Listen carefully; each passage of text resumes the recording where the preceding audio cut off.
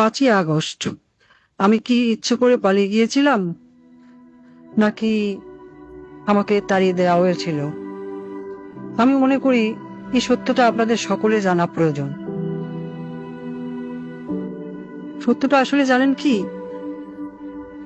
5ই August যদি আমি দেশ ত্যাগ না করতাম, ছাত্র জনতা যদি সত্যি গণভবনে প্রবেশ করতে পারত, আর সেখানে যদি আমি অবস্থান করতাম, আজ আপনাদের সামনে যে আমি, সেটাও হয়তো সম্ভব হতো না।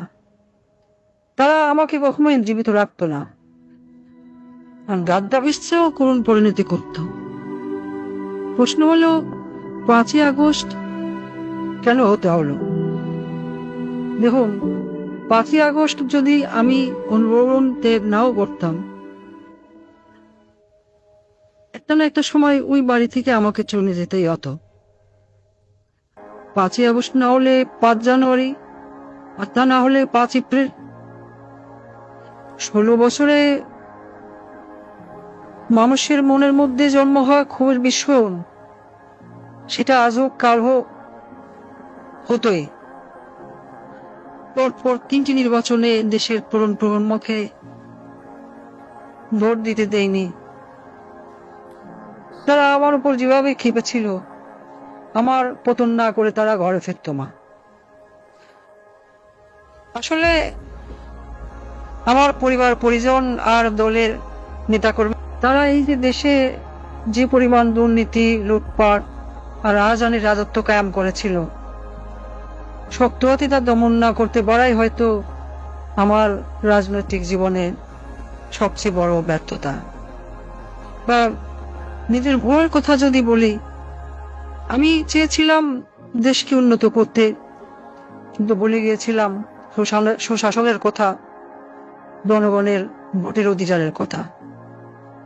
কিন্তু প্রশ্ন হলো, ঘৃণা কি শুধু আমার একার প্রাপ্য? আমি কি একা একা এই দেশ রোধ করেছি? আমার তো একটা পরিবার ছিল, একটা বড় দল ছিল। তারা তো উন্নয়ন উন্নয়ন বলে সবসময় কান ঢালাবলা করে ফেলত। তখন কি কেউ আমাকে বলেছিল, আপা উন্নয়ন করেন, কিন্তু ভোটের অধিকারটাও জনগণকে দিয়েন?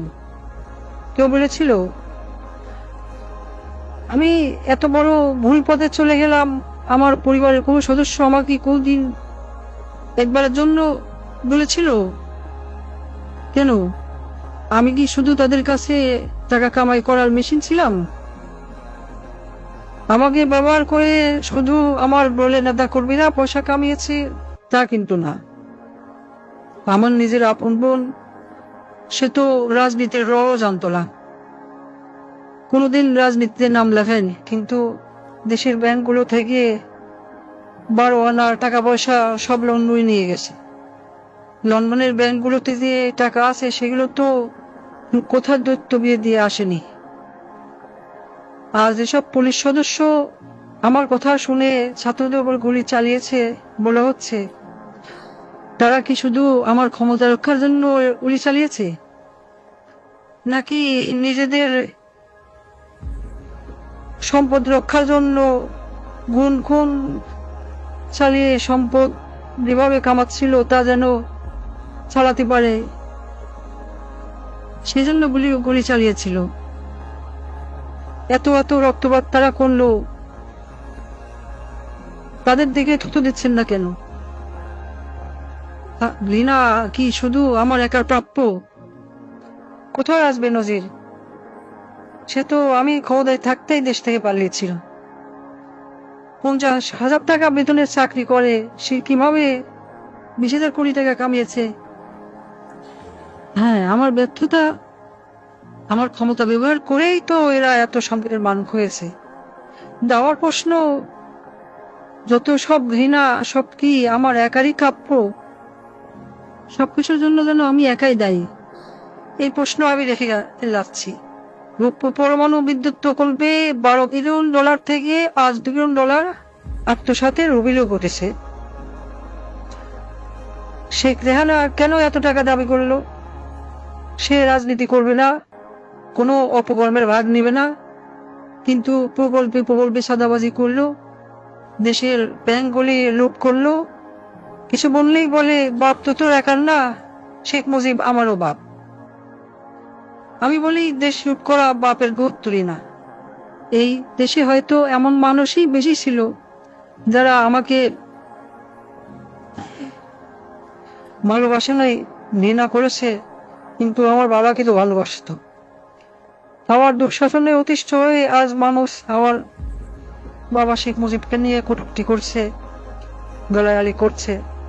কিন্তু একটা আজব বিষয় শুনুন, আমি যে এত বড় ভুল পথে চলে গেলাম, আমার পরিবারের কোনো সদস্য, আমার মেয়ে, আমার ছেলে কোনোদিনও একবারের জন্য বলেনি। তারা আমাকে ব্যবহার করে শুধু টাকা পয়সা কামিয়ে গেল। আমার আপন বোন, সেও কিন্তু সেই পথেই হাঁটলো। সে কি কখনো আমার বাবার সম্মানের কথা ভেবেছিল? বঙ্গবন্ধু তো তারও পিতা ছিল। সে কি করলো?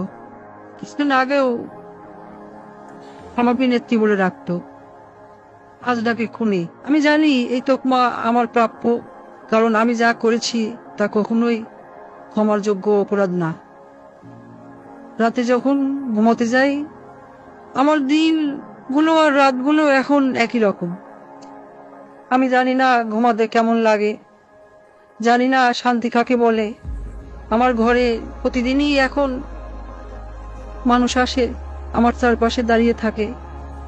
আমি জানি না তারা মৃত নাকি জীবিত। আমি আয়নার দিকে তাকাই, কিন্তু নিজের চেহারা দেখতে পাই না। দেখি রক্তমাখা হাত, পা, মাথা। আমি চিৎকার করে বলি, আমি তো দেশ বাঁচাতে চেয়েছিলাম, কিন্তু সেই কণ্ঠগুলো আমার কথা শোনে না। তারা আমাকে বারবার প্রশ্ন করে, আমাকে কেন মারলেন? আমার মায়ের কাছে ফিরিয়ে দিন। আমি ক্ষমা চাই না। আমার মতো নরপিশাচের কোনো ক্ষমা হয় না। আমি এক পাপী, আমি এক মহাখনি। আজ আমি মতিউর রহমান রেন্টুর সাথে গোলা মিলিয়ে বলতে চাই,